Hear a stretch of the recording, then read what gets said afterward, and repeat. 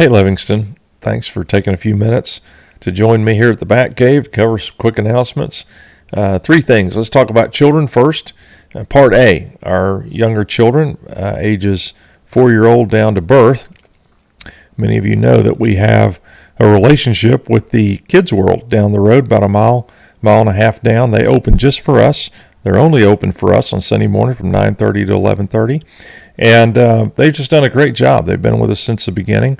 Just want you to know about that. Many of our families have used them, and have been very pleased with them.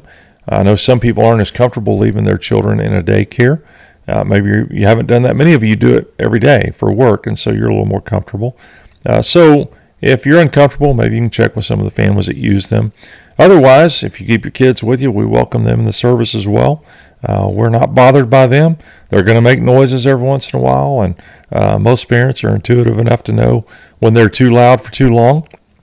Step out, just come back in. That doesn't bother us either. We're all adults. We know how to concentrate. Any of those men in there know what it's like to concentrate, because in the middle of a ball game, you can't shake their mind away from that TV. But anyhow, not judging, just saying. With that said, hey, if we do look at you when your baby cries out, you can't help it. I mean, there's a loud noise you look over. Secondly, we're probably talking about how beautiful your kid is. All right. Part B, children 5 years old up to 5th grade. First year and a half, we kept those children in with us during the service. They did a great job. Sat in the service. They'd color. They'd play with their Hot Wheels. They may take notes. Some of them would take notes and listen. It was not uncommon for me to get an email, phone call, text, letting me know that their 2nd grader who had been playing Hot Wheels on the floor actually quoted Pastor Dan at lunch. So it's pretty amazing what our kids can hear. I grew up sitting in church, and many of you did as well. But a couple of years ago, Christy Price came to me and said she'd like to see if she can put together a team that might serve in that way by providing a Bible study or a children's focused study. And so many jumped in and helped her with that, and it's been great. It's been a great ministry. Our children seem to have enjoyed it. But over the last season, obviously, that's kind of whittled down to just she and Medina, and they've done a great job, been so sweet. But from the beginning, I've always said we're not trying to keep this thing going if the people just aren't there. We're organic. That's one of our words.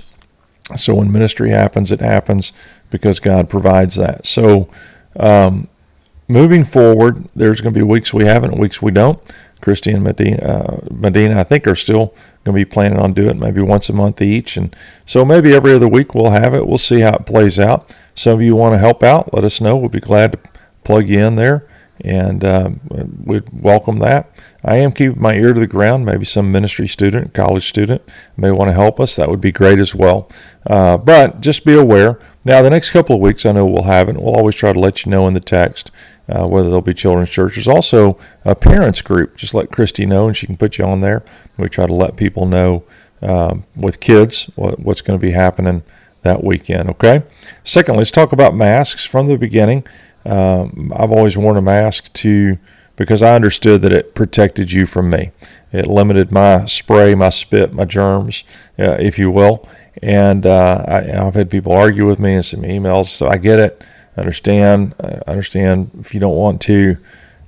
My conviction has been, as a believer, as a Christian, my job is to love others more than myself. And so it's inconvenient. I don't like it. I don't like it on my face. But I want you to know you matter. And I can't keep you from getting COVID, but I can limit whether you get it from me or not. And that's been my position. And I've asked us to kind of take that position as a church. And I'm not forced it, but I've requested that we wear them when we're inside. Not required it, because I don't want to be your warden. I want to be your pastor. But I told you in March that we would revisit this in May. And so starting in May, I'm not even going to request it. You are more than welcome to wear it, but you don't have to. I'm not even going to request it. Again, that's all I'm going to say about it. We're going to continue with our indoor and outdoor services. We're going to do that because people enjoy it, and we were looking at going to 2 services last year anyway. Why not just keep doing them inside and outside, at least while we can with the weather? So we'll continue to do that. We may even go up on the square again a couple of times. We'll see how that plays out. But it has been a joy to have in both places as well as on Facebook Live. So we'll continue to do that. Lastly, start a new series tomorrow in Matthew 13 on the parables of the kingdom. If you want to start reading that, we'll spend at least the next 8 weeks looking at that. It's an exciting series to me, and so I hope you get a lot of out of it as well. So I will see you tomorrow, either in the building or in the courtyard or online, or maybe during the week. I actually got to watch my son from the car driving home from Dallas. Thank you all for supporting him and being so supportive and encouraging to him. We'll see you tomorrow at 10 a.m. God bless you. Love you.